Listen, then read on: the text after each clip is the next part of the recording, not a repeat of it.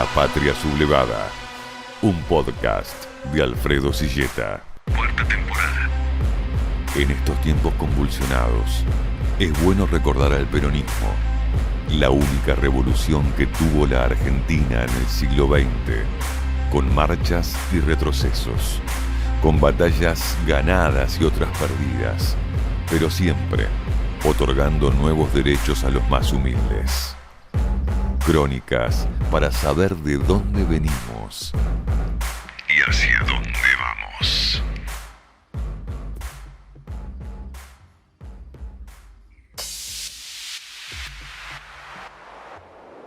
El gobierno entreguista de Javier Milei avanzó recientemente con una reforma laboral que significó una poda brutal de derechos conquistados durante décadas. Vacaciones, indemnizaciones, horas extras y hasta el derecho a huelga quedaron bajo ataque. Mientras eso pasaba, la CGT eligió no enfrentarlo en la calle. No hubo paro general, hubo espera hasta que se apruebe, para después ir a la justicia, como si los derechos se defendieran en tribunales y no en la calle. Ahora bien, ¿sabías que hubo otra CGT, otro movimiento obrero?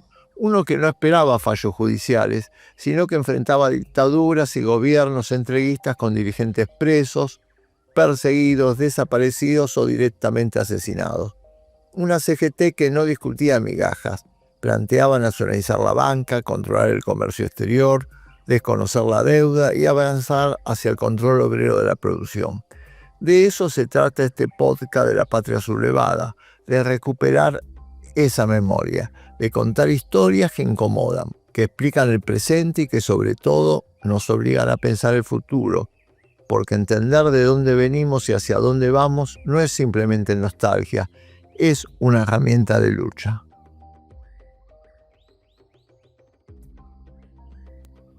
Con la llegada del peronismo en la década del 40, la Argentina dio un giro histórico. Pasó de no tener prácticamente derechos laborales a convertirse en un país de vanguardia en materia social. Aparecieron el Estatuto del Peón, los convenios colectivos, las jubilaciones para todos, el aguinaldo, la justicia laboral, las pensiones, la protección ante accidentes de trabajo y algo clave, la dignidad del trabajador dejó de ser un discurso para convertirse en ley. Y todo eso quedó blindado en la Constitución de 1949. Una Constitución que no solo reconocía derechos, sino que redefinía el país, un Estado presente, una economía al servicio del pueblo y una idea central. La propiedad privada no es absoluta, tiene una función social. Ahí estaba el corazón del modelo, justicia social, soberanía política e independencia económica. Y no era relato, en 1952, el 58% del ingreso nacional estaba en manos de los trabajadores. Había pleno empleo, la desocupación, ese fantasma que hoy recorre cada barrio, prácticamente no existía.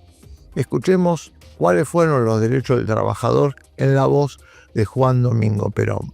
El presidente de la nación argentina, haciéndose intérprete de los anhelos de justicia social, se alientan los pueblos. Formula solemnemente la siguiente declaración de los derechos del trabajador. Primero, derecho de trabajar. El trabajo es el medio indispensable para satisfacer las necesidades instintuales y materiales del individuo. Y hay que el derecho de trabajar debe ser protegido por la sociedad, considerándolo con la dignidad que merece y proveyendo ocupación a quien la necesita. Segundo, derecho a una retribución justa. La comunidad debe organizar y reactivar las fuentes de producción en forma de posibilitar y garantizar al trabajador una requisición moral y material que satisfaga sus necesidades vitales y sea compensatorio del rendimiento obtenido y del esfuerzo realizado. Tercero, derecho a la capacitación, proporcionando los medios para que en igualdad de oportunidades todo individuo pueda ejercitar el derecho de aprender y perfeccionar. Cuarto, derecho a condiciones dignas de trabajo. La consideración debida al ser humano, la importancia que el trabajo reviste como función social y el respeto recíproco entre los factores concurrentes de la producción consagran el derecho de los individuos a exigir condiciones dignas y justas para el desarrollo de su actividad. Quinto, derecho a la preservación de la salud. El cuidado de la salud física y moral de los individuos debe ser una preocupación primordial y constante de la sociedad. Sexto, derecho al bienestar. El derecho de los trabajadores al bienestar, cuya expresión mínima se concreta en la posibilidad de disponer de vivienda, indumentaria y alimentación adecuada, y de satisfacer sin angustia sus necesidades y las de su familia. Séptimo, derecho a la seguridad social. El derecho de los individuos a ser amparados en los casos de disminución, suspensión o pérdida de su capacidad para el trabajo. Promueve la obligación de la sociedad de tomar unilateralmente a su cargo las prestaciones correspondientes. Octavo, derecho a la protección de su familia. La protección de la familia responde a un natural designio del individuo, que constituyen la esencia de la convivencia social. Noveno, derecho al mejoramiento económico. La capacidad productora y el empeño de superación hallan un natural incentivo en las posibilidades de mejoramiento económico, por lo que la sociedad debe apoyar y favorecer las iniciativas de los individuos tendientes a ese fin y contribuyen a la prosperidad general. Décimo, derecho a la defensa de los intereses profesionales. El derecho de agremiarse libremente, que la sociedad debe respetar y proteger, asegurando su libre ejercicio y reprimiendo todo acto que pueda dificultarlo o impedir. Por primera vez en el mundo se concretan los derechos del trabajador. Sabe a la Confederación General del Trabajo Argentina ser la custodia de este primer documento de derechos que hemos declarado inalienables e imprescriptibles, que los trabajadores argentinos, pensando en la patria, pensando en tus conciudadanos y en tus compañeros, sepan defenderlo dignamente en el futuro. La patria sublevada. Pero ese país tenía enemigos y en 1955, con un golpe de Estado, decidieron borrarlo de un plumazo. Lo que vino después no fue solo un cambio de gobierno, fue una cacería. Locales sindicales tomados a punta de pistolas, dirigentes presos, sindicatos intervenidos, más de 150.000 delegados expulsados. Se prohibió al peronismo, sus símbolos, sus palabras. Se anuló la Constitución del 49. La Argentina dejó de ser un país con derechos para convertirse en un país vigilado, una gran cárcel. Y sin embargo, no pudieron apagar la resistencia. Desde la fábrica, desde los barrios, desde el exilio, el peronismo empezó a reorganizarse. Perón, a miles de kilómetros, conducía con cartas y mensajes, y una nueva generación de dirigentes sindicales tomaba la posta. En 1957, en La Falda, Córdoba, nació un programa que hoy sigue siendo incómodo: defensa de la Constitución del 49, nacionalización de sectores claves, control de comercio exterior, salarios altos, industria nacional fuerte. No era una utopía, era un proyecto de país. Para 1958 la resistencia ya no era silenciosa. Había huelgas, tomas de fábricas, sabotajes. La dictadura llamó elecciones confiadas, pero subestimó al peronismo. Frondizi negoció en secreto con Perón. John William Coote fue clave en esas negociaciones. Perón aceptó con condiciones: nacionalización de la banca, normalización de la CGT y su regreso al país. Frondizi ganó, pero presionado por las Fuerzas Armadas, incumplió lo pactado. Cuando llegó al poder hizo lo contrario: abrió las puertas de las multinacionales, nombró al Sogaray y lanzó el plan Coninte. El resultado: represión brutal. Más de 1.500 acciones de resistencia, más de 3.000 detenidos. Y una certeza, el conflicto no se había terminado, recién empezaba. En 1959, el intento de privatizar el frigorífico Lisandro Latorre encendió la chispa. Los trabajadores ocuparon la planta. Mataderos enteros salió a defenderla. Porque cuando los derechos están en juego, el pueblo no espera, pelea. Los sindicatos peronistas, cada vez más descontentos con las políticas de Frondizi, lanzan un plan de lucha que incluye huelgas y ocupaciones de fábricas. Como respuesta, el gobierno pone en marcha el Plan de Conmoción Interna del Estado, o Plan Conintes. El Plan Conintes divide al país en distintas subzonas militares, donde los comandantes de las Fuerzas Armadas tienen más poder que los gobernadores, y empleados públicos y estatales pueden ser juzgados por tribunales militares. Respaldado por este plan, el gobierno de Frondizi autoriza a reprimir militarmente toda huelga o conflicto obrero. Al mismo tiempo interviene los sindicatos y ordena el despido de los delegados más combativos. Esta actitud termina por alejar definitivamente a Frondizi del peronismo, que deja de ser el aliado díscolo de su gobierno para convertirse en su opositor más decidido. En 1962, Frondizi llamó a elecciones en la provincia de Buenos Aires, confiado en que ganaría y obtendría la mayor autonomía frente a unas Fuerzas Armadas que seguían cuestionando su pacto secreto con Perón. Pero ocurrió lo inesperado. Desde España, Perón logró unificar a todos los sectores del peronismo detrás del dirigente gremial Andrés Flamini, quien finalmente, para sorpresa del propio presidente, ganó las elecciones. La reacción fue inmediata. Las Fuerzas Armadas obligaron a Frondizi a anular esos comicios, y poco tiempo después, en un clima ya enrarecido por la visita del Che Guevara a Buenos Aires y su encuentro con el propio Frondizi, terminaron derrocándolo. En junio de 1962, en Huerta Grande, Córdoba, se realizó el plenario de las 62 organizaciones peronistas que agrupaban a los sindicatos más combativos. El Congreso fue presidido por Amado Olmos, dirigente del Sindicato de la Sanidad. Allí se reafirmó el programa de la falda de 1957, pero con un tono mucho más radicalizado.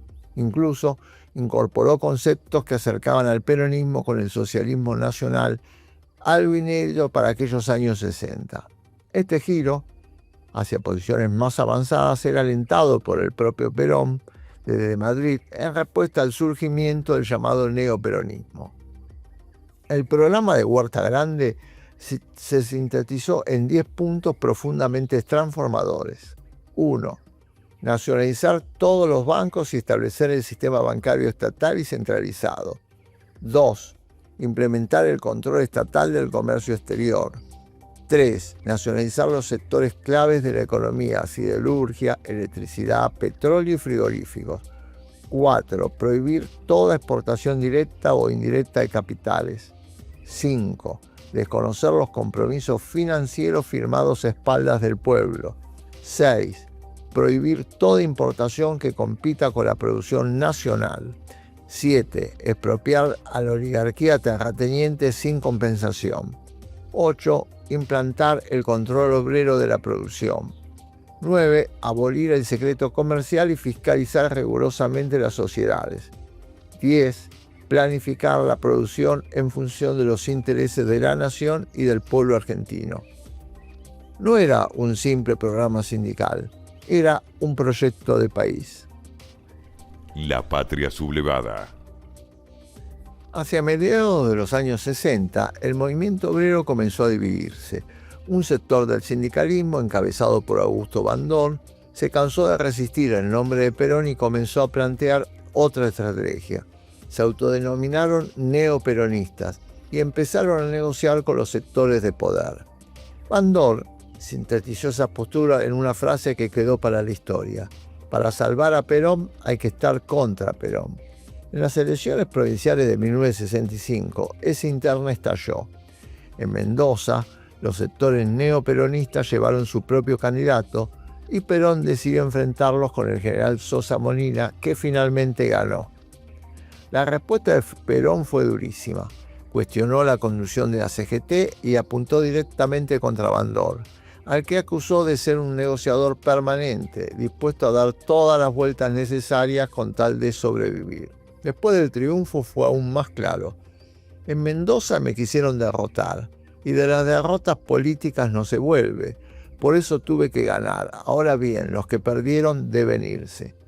A partir de ese momento, Perón comenzó a impulsar a los sectores más jóvenes y a los trabajadores más combativos, que se radicalizaban cada vez más. Con la dictadura de Onganía, la CGT terminó de fracturarse. De un lado los sectores combativos, del otro lado los negociadores. La tensión creció hasta que en marzo de 1968 se produjo la ruptura. Nació la CGT de los argentinos, abiertamente opositora al régimen. Su principal referente fue Raimundo Ongaro, quien planteaba una línea clara: lucha frontal contra la dictadura, resistencia antiimperialista y articulación con estudiantes, intelectuales y sectores de izquierda. El 1 de mayo de 1968 publicaron un documento histórico escrito por Rodolfo Walsh, Raimundo Ongaro y Ricardo De Luca. Ese texto fue mucho más que una declaración sindical. Fue una denuncia brutal contra el modelo económico, político y social vigente. En primer lugar, reivindicaba la historia de la lucha del movimiento obrero, recordando a sus mártires y señalando que esa tradición formaba parte de una revolución inconclusa.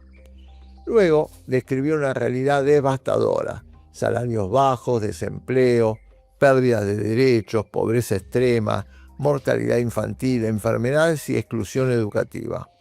La clase trabajadora, decían, atravesaba su hora más amarga, pero el documento iba más allá.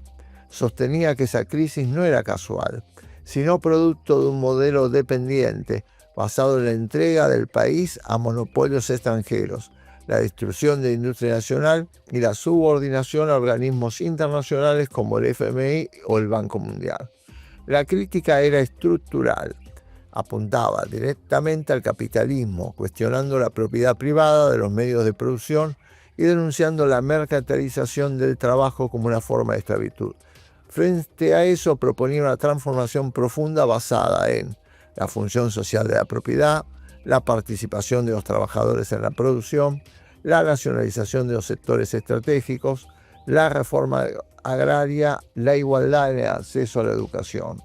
El programa llamaba a la organización desde las bases, dejando en claro que el poder del movimiento obrero no dependía de estructuras formales, sino de la voluntad popular organizada, incluso en contextos de represión. Y cerraba con una convocatoria amplia: una alianza entre trabajadores, empresarios nacionales, estudiantes, intelectuales, sectores religiosos y hasta militares, para enfrentar al imperialismo y construir un proyecto nacional. En síntesis, la liberación de los trabajadores estaba unida a la liberación nacional. Escuchemos ahora la voz de Raimundo Ongaro sobre el nacimiento de la CGT de los argentinos. Nosotros siempre hemos declarado que estamos con Perón y con el pueblo, que estamos con Perón y los trabajadores, que estamos con Perón y con las bases, pero no estamos con los politiqueros, no estamos con los burócratas sindicales y corrompidos. Y nuestra voz va a tener que ser cortada violentamente, y nuestra vida y nuestra sangre la van a tener que hacer detener en su circulación, porque vamos a recorrer todos los lugares de nuestra patria, levantando y alzando la conciencia y la voluntad de todos nuestros hermanos, hasta terminar con estos simuladores, que primero daban en el 55 la vida por Perón sin que nadie muriera, que después se integraron en el desarrollismo con Frondizi siguiendo los planes rockefellerianos, que después estaban con los azules, que más tarde estaban con el Frente Popular, que luego se integraron en los parlamentos para decir que quemaban sus diplomas y que hacían astillas de las bancas y los vimos levantar las manos para pedir sus aumentos, olvidándose de las ollas populares, olvidándose de las villas de emergencia, que más tarde gritaron Onganía y Perón un solo corazón, que fueron al Teatro Colón a desfilar con el dictador, que estuvieron allí cenando en Olivos, tomando café, visitando la Casa Rosada y creando una nueva corriente de opinión. Esa mayoría de dirigentes que creyeron que el dictador se iba a quedar 20 años, ya habían pactado con él las formas reformistas, las formas militar populistas y corporativistas para impedir la auténtica liberación de los trabajadores. Esos podrán engañar con sus camisetas, podrán engañar con sus cantos, podrán decir muchas cosas, pero nosotros vamos a seguir desnudando y fundamentalmente diciéndole cosas como estas, entre otras, que nuestra canción, la canción de los compañeros peronistas, la marcha peronista dice combatiendo al capital, y estos son los que están unidos al imperialismo.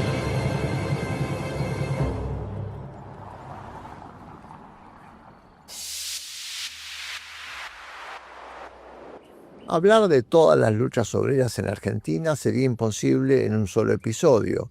Hoy analizamos la resistencia obrera entre 1955 y 1968, hasta el nacimiento de la CGT de los argentinos. Queda pendiente una segunda parte, la resistencia durante la última dictadura militar. Y para cerrar, recuperamos las palabras de Lorenzo Pepe, dirigente de la Unión Tranviaria Automotor, quien en el año 2001 despidió a Andrés Framini, recientemente fallecido, en la Cámara de Diputados. Un dirigente al que le robaron una elección, pero no pudieron borrar de la historia. Las palabras de Pepe resuenan hoy, en tiempo donde se cuestiona la política y se vota a quienes la desprecian, mientras se enfilan con intereses externos. Tan mala la política. ¿Alguien recuerda que gracias a esta política, a la que ustedes y nosotros construimos en estos últimos 18 años, el Estado de Derecho volvió a la República? El respeto a la dignidad de las personas volvió a la República. El sistema democrático comenzó a funcionar. Las instituciones tienen vagamente diferencias. No es tan mala la política. Guay de los que promueven. Hay una socióloga, Carlota, no recuerdo bien, Carlota Kirchner, creo que se llama, Kirchner o Kirchner, que ha dicho textualmente en un artículo de La Nación, textualmente, esta clase política que está herida de muerte, hay que terminar matándola. Esto se escribe y se dicta acá en este país. Yo preguntaría, ¿dónde estaba doña Carlota cuando nosotros apretábamos el esfínter en esta república? ¿Con qué ligereza se puede descalificar una actitud tan noble, tan preciosa y tan venerada por los pueblos desarrollados del mundo como es la política? Hay que recortar, está bien, hay que recortar, presidente. ¿Saben cómo termina esta historia? Ustedes la van a alcanzar a ver. Van a sentar en estas bancas a los gerentes de las multinacionales. Van a terminar sentando en esta banca al imperio, a los poderosos.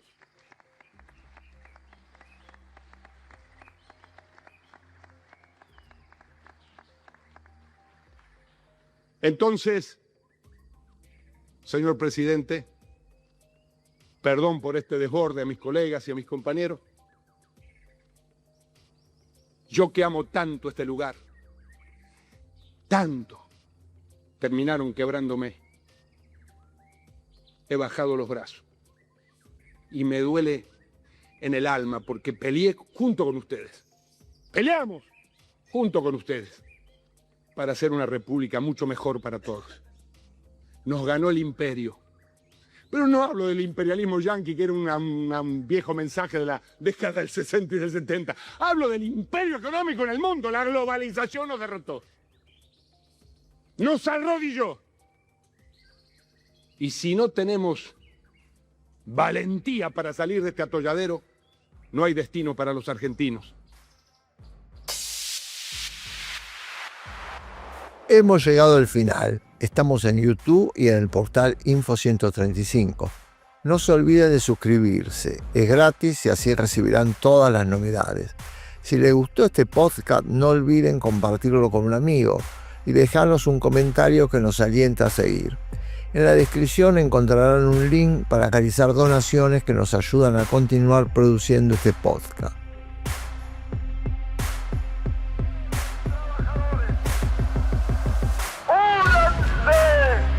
Sean hoy más hermanos que nunca, sobre la hermandad de los que trabajan, a levantarse en esta hermosa patria, la unidad de todos los argentinos. La patria Crónicas, para saber de dónde venimos.